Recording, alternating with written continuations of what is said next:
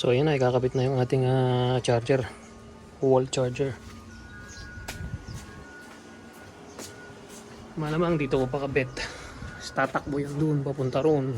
Nandun yung aming main switch, nandun doon, breaker nandun sa loob. So ayan na.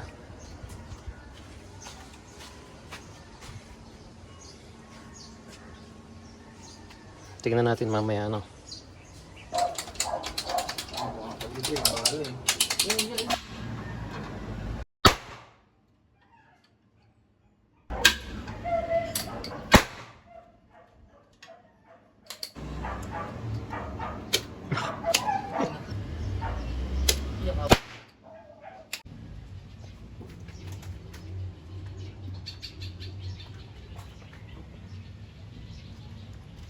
So, isaksak dito sir. Okay.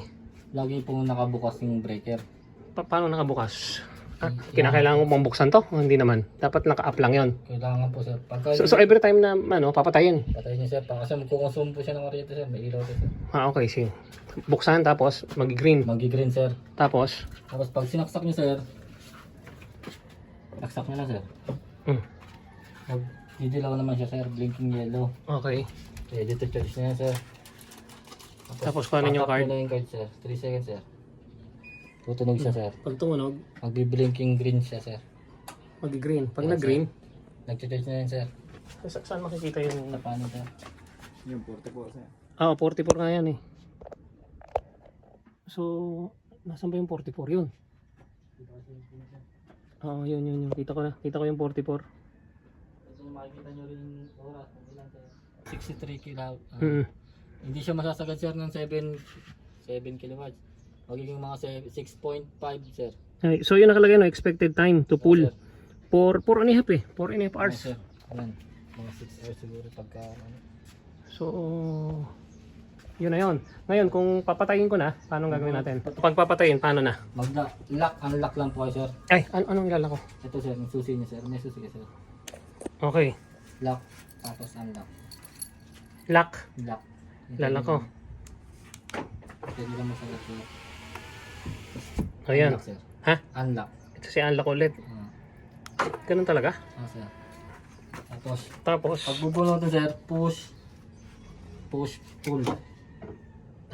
Push mo muna sir, pull. Kasi pagka charge ko na sir. Kung pwede kong ano lang, patay naman eh.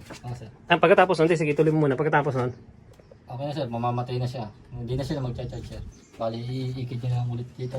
so, tapos, paano ko papatayin yan? Bababa niya lang to sir. Okay, Pagka... patay na. Oo sir, wala na sir. So, okay, ito na.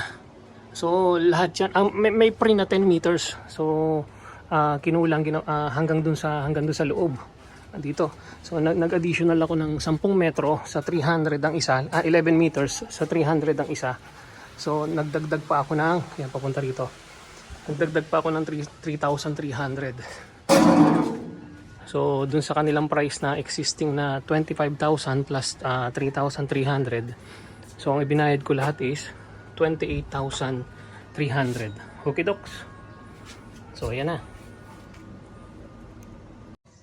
Okay, since na 92% na, patayin na natin. So, paano nga pa yung pagpatay ulit? Lock and open. Lock. Then open. Then huhugutin. Yun na yun, patay na yun. Tapos isasabit mo na dito. Then, since naka-green pa siya, syempre, paano nga ba to? So, papatayin mo na. Boom. Oh, so patay na. And then, i-close mo na siya.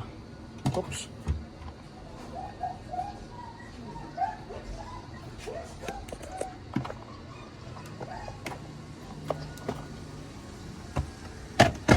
Okay.